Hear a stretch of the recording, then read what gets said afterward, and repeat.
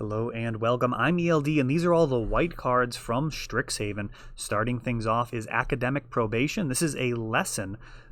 They are spells that you can add to your hand with a lot of different cards in the set, and they, in general, are kind of suboptimal, but the fact that you have more access to them is supposed to balance that out. So for 2 mana here, we're going to choose you choose a non-land card named, and opponent can't cast spells with the chosen name until your next turn, or you choose a non-land permanent, and until your next turn it can't attack, block, and its activated abilities can't be activated. So historically, not super good, but when you can get this tacked on to another card, that may be worthwhile.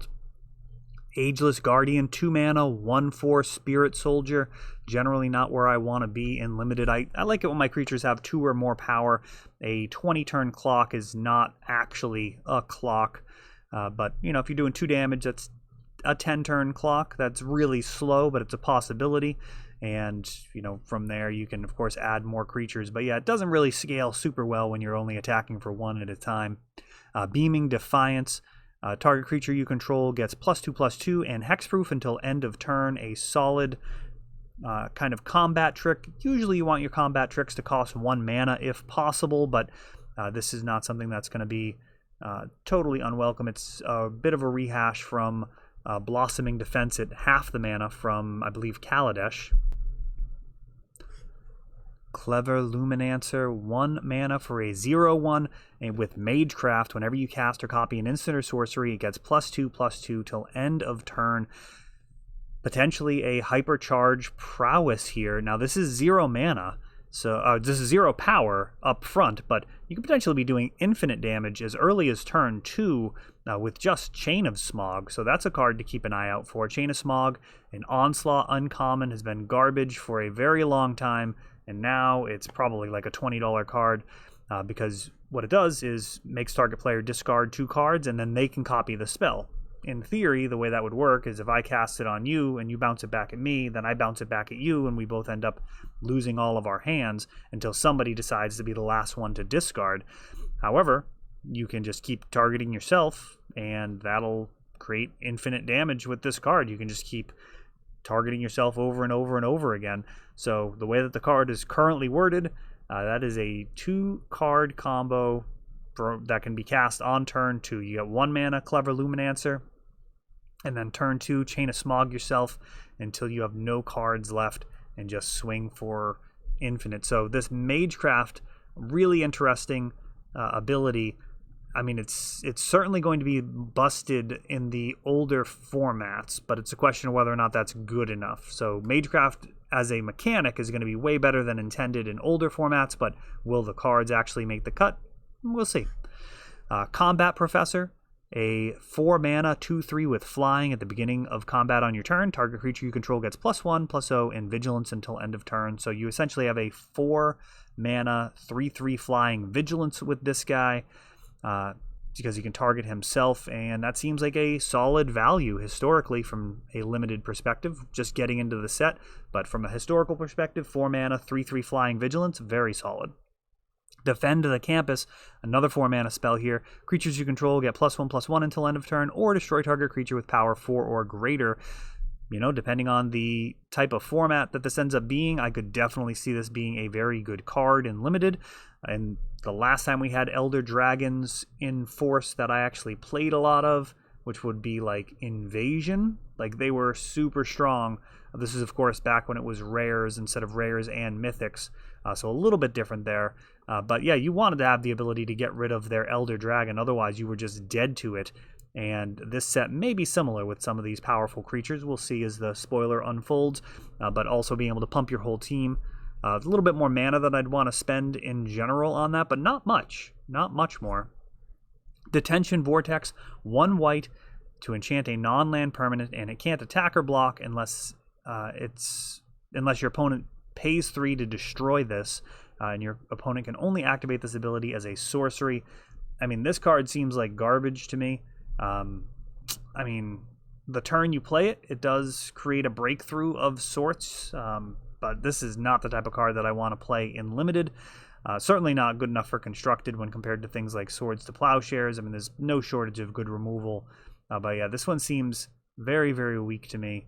And just your sealed decks generally aren't going to go as well as you want them to. So the idea that you're just going to like curve out and everything's going to be perfect is going to happen occasionally. But there's going to be plenty of games where things just kind of stabilize and it's a train wreck. And eventually this card falls off when your opponent has a 3 extra mana to spare.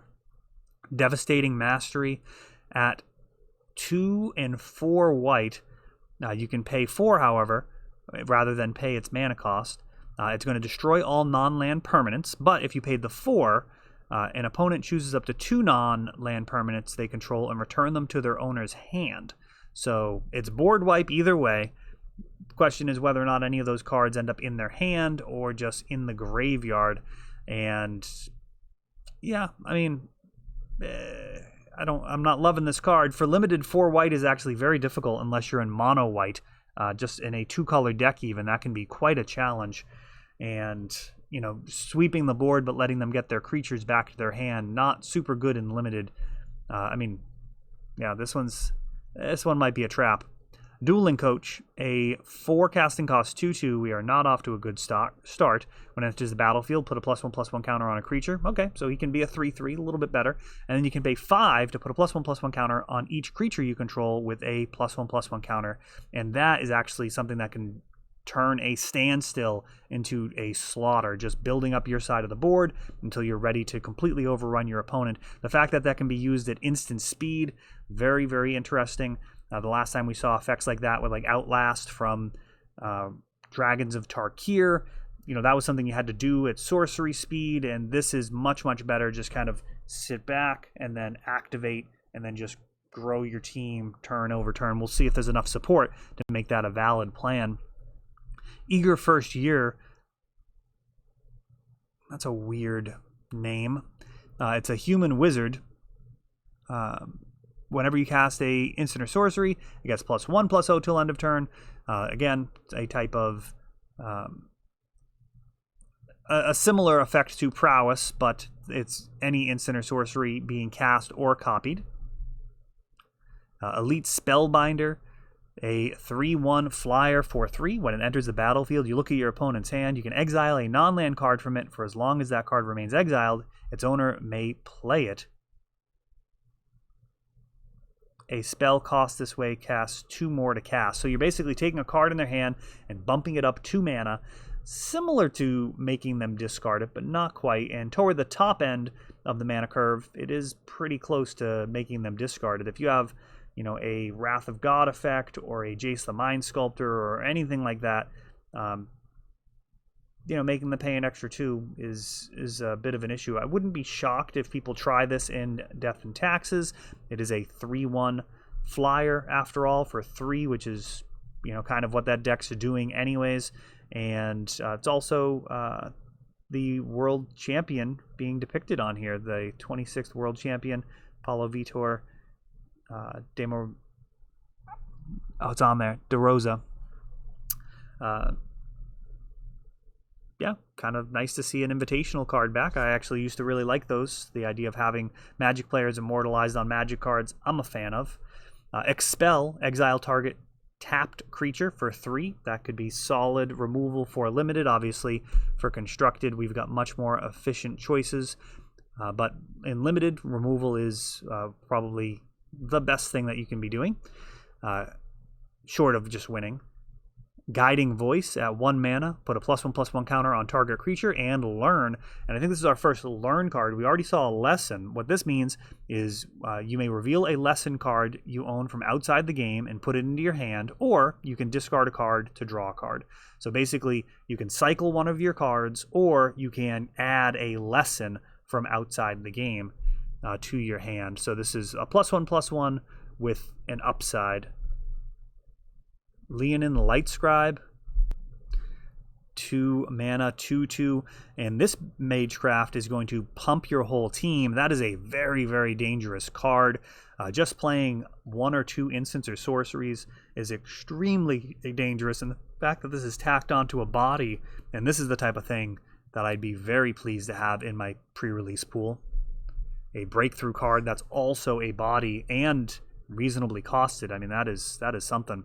Another very exciting card for limited. 3 mana here for a 2/3 flyer.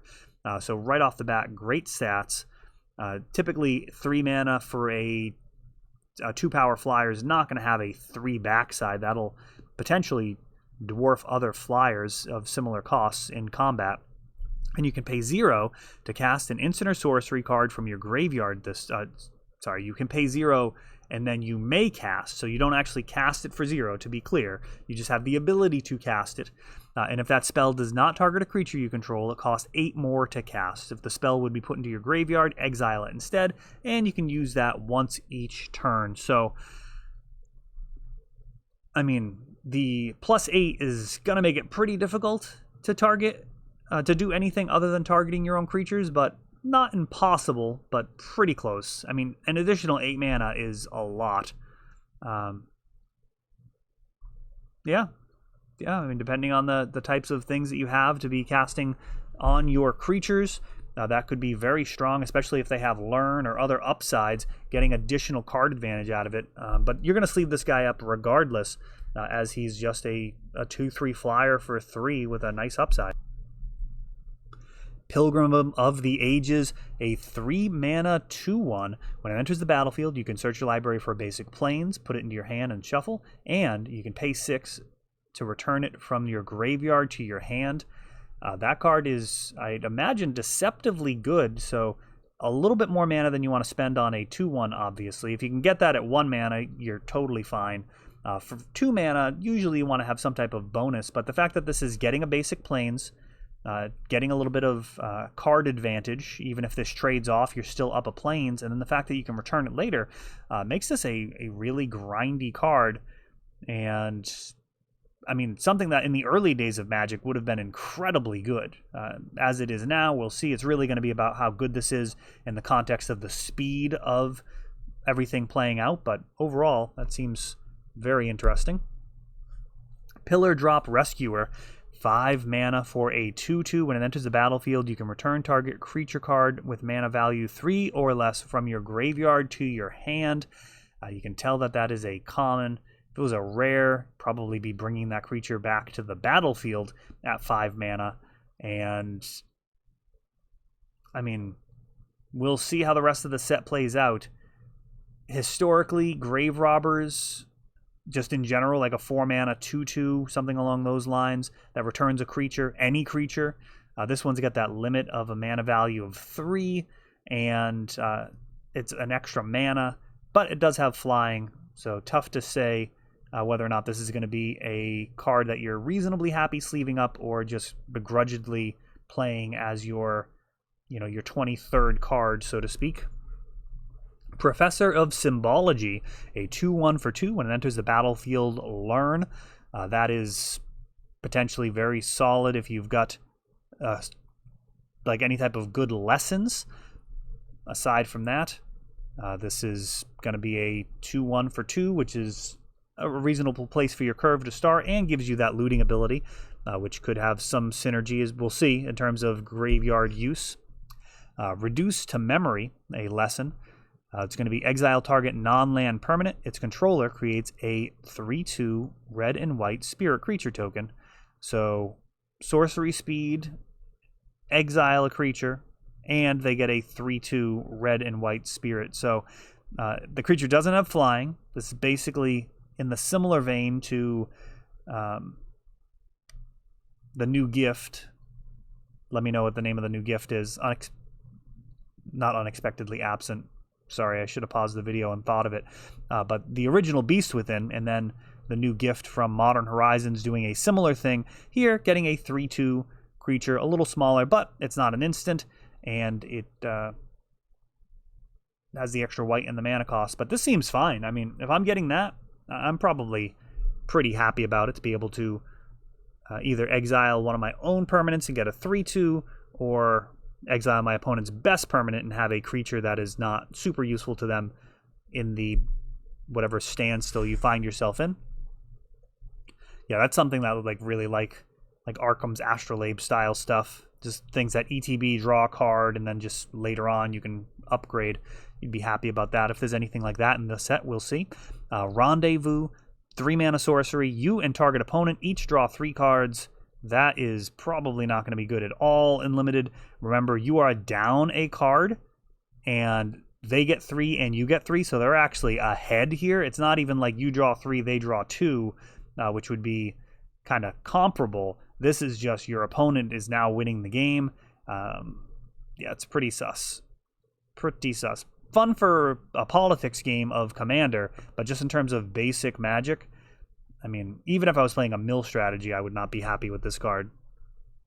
Semester's End, 3 and a blue. Exile any number of target creatures and or planeswalkers you control, and at the beginning of the next end step, return each of them to the battlefield under your control with a additional +1/+1 counter for the creatures and an additional loyalty counter for the planeswalker. So kind of a fun way to respond to any type of board wipe, kind of buffing your entire team and your planeswalkers, but likely just too cute. Man, this card would have been absolutely devastating back in the day when damage stacked. That would have been sweet. Also can give a form of quasi-vigilance in terms of exiling all your guys and then having them come back after, say, swinging all out, for example.